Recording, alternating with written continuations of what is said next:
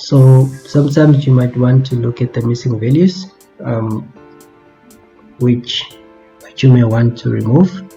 So the way that you can do that is to use a function called isNow, just to check how many, but it's best just to check per column. So just do that according to G1. So you can see that it should say it's false if it's not a blank, or if it's not now, which means blank or empty. Where it's empty, it will say true. So now, since we've got a very long list which has 395 rows, the best way just to do that is to count them.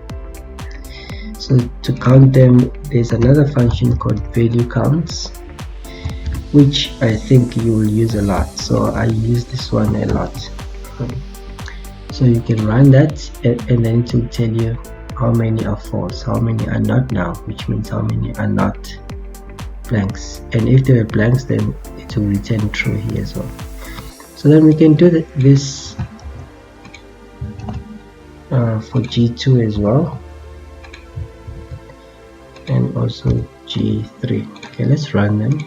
G2 also doesn't have missing values, and G3 doesn't have missing values.